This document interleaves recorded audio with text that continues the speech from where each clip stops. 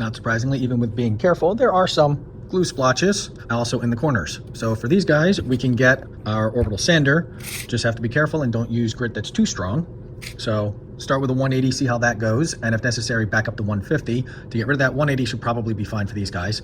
To get in the corners here, we'll use our sandpaper wrapped around a block and stapled down to get right up to the edges so that we can get rid of that little bit of squeeze out right there.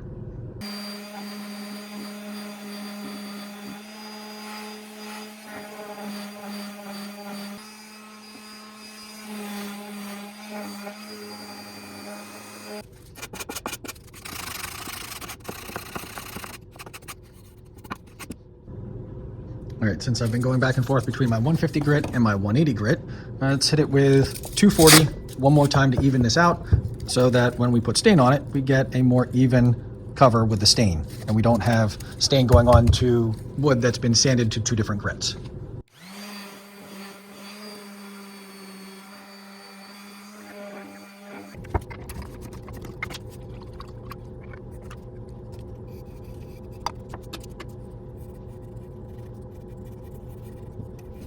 As with regular stain, we wipe off the excess and wait for it to dry, and then we'll put on our stain coat. Plans rarely pan out, so it's been a few more days than I expected before I could get back to this tabletop, and it has cured. So we're not going to be getting the chemical bond that I was hoping for. We're going to have to go for the mechanical bond. So I'm going to have to sand it down, scuff it up, provide some friction for the next coat to grip onto. Also notice that there's some glossy parts. So we got glossy part there, but then you move over and you can see that we've got some thirsty wood here, some unevenly thirsty wood. So we're going to be scuffing this and then pouring down another seal coat, as well as if you see all the little bumps. There you go, you can see little bumps. Yeah, I didn't get all of the bubbles, so I'm going to sand those down and then see about getting rid of the bubbles better this time by spending a little more time with that heat tool.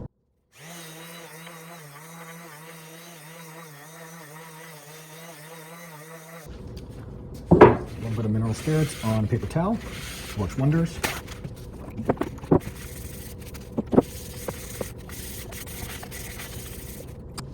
Last time I didn't use gloves and don't feel like dealing with the ickiness again. I'll just rip the gloves off and that'll be that. It's a chemical, it's an irritant. Some people's skin will react, mine does not. It's just annoying. I also used way too much of this epoxy, so this time I'm going to pour it into a different container and hope that I'm not over epoxying this time.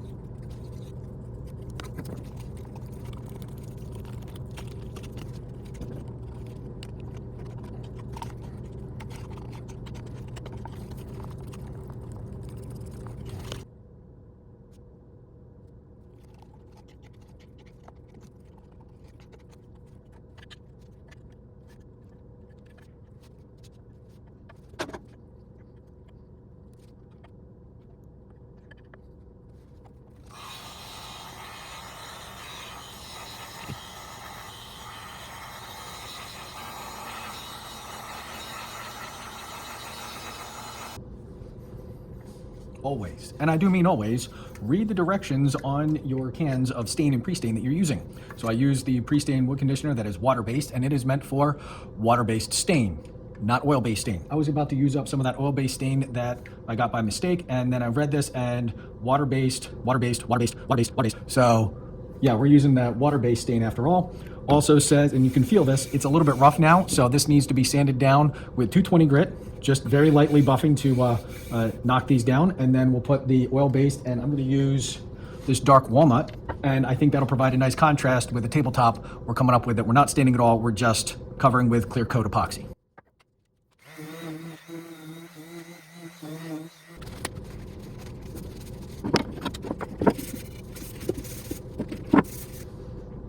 As always, make sure you test your stain in a corner of your project that is not likely to be seen, in case you look at it and you say, no. So I'm gonna do in one of these corners up here that's right underneath essentially the armpit where the tabletop's gonna go.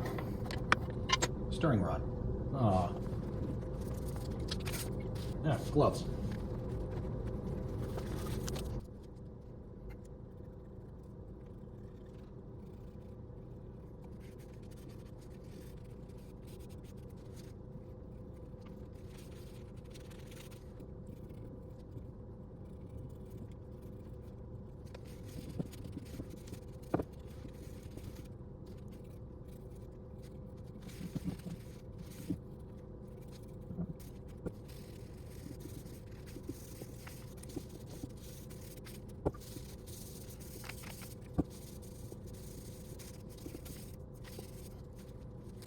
All right, stained reasonably evenly.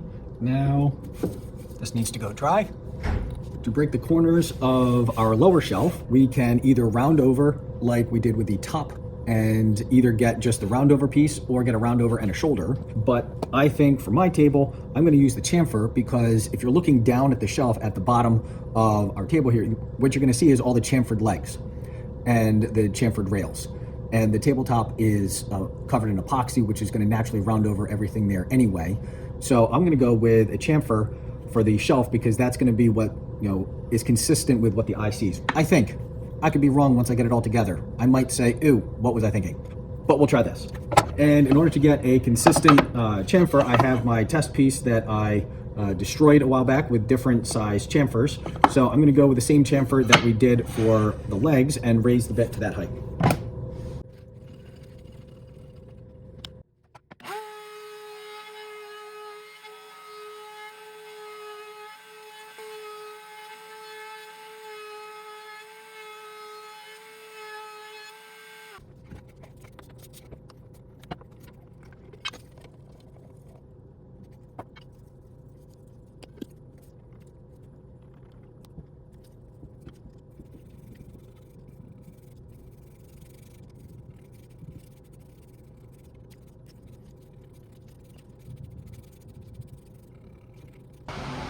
Once again, been a few days since we've been able to get back to the tabletop, and it has cured. Good mixing leads to good curing. And you can see that there are some spots, oh, my finger's ruining that. Some spots that are low as we go over, and you can see ripples where the thirsty wood, oh, that's a bad one. Thirsty wood soaked up more of the epoxy. So we're gonna have to sand this down, and because we're gonna be sanding a significant amount of epoxy, I didn't mention this last time, but you can probably hear it. We've got the garage door open, and we've got the fan going. Good ventilation is important. We're gonna sand this down a little bit and then pour a flood coat, which will then drip over the sides onto our tape that we have there, so we can reuse this board.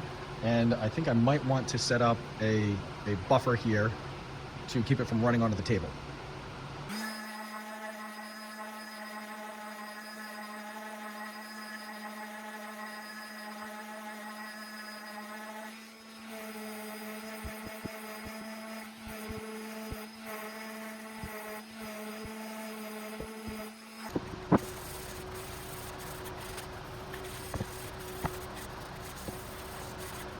We want more epoxy than we did last time, because we want enough that I don't really need to do a whole lot of spreading.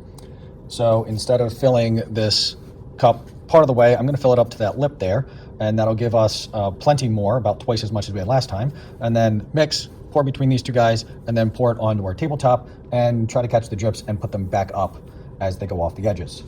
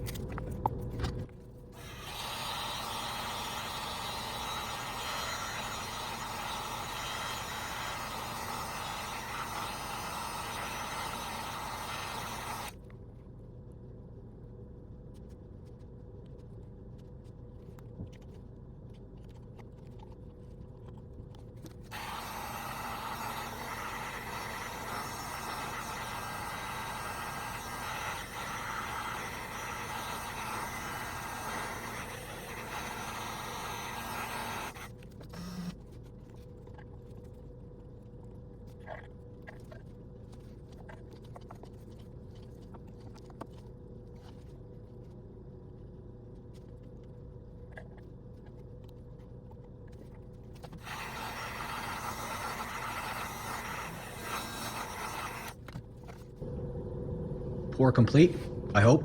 Time to hide it away so it can cure away from all the dust that will inevitably be generated in about an hour. All right, let's see how our tabletop turned out. This looks pretty good. There are a couple of dots of dust that got in there. So when pouring, you want to make sure that you've cleared out the dust so that nothing will just fall on there. And how about the underside? So put tape, and let's see if we can get this up.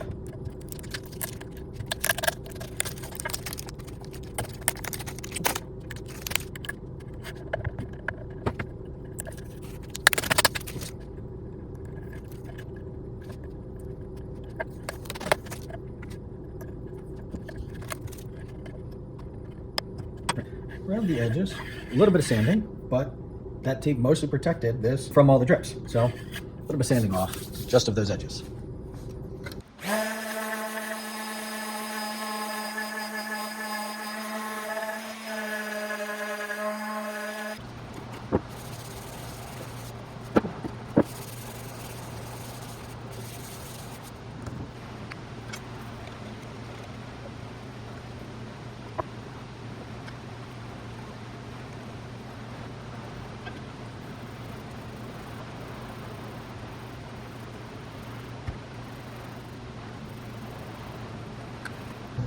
While the polyurethane is drying on the underside of the tabletop, you can attach the lower shelf because it's already been polyurethaned and can just be attached now.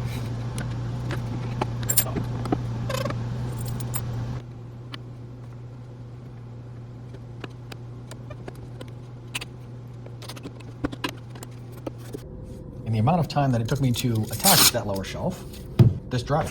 So we can buff it with some high grit paper. I grabbed 400 here, that should be sufficient, and wipe it down, and then we'll add a second coat, and that should be good because this is the underside.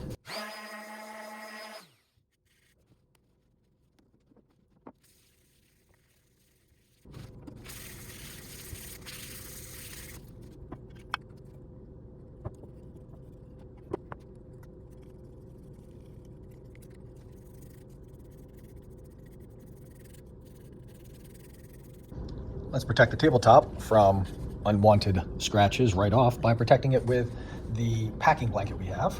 And I would do this for either epoxy or polyurethane top.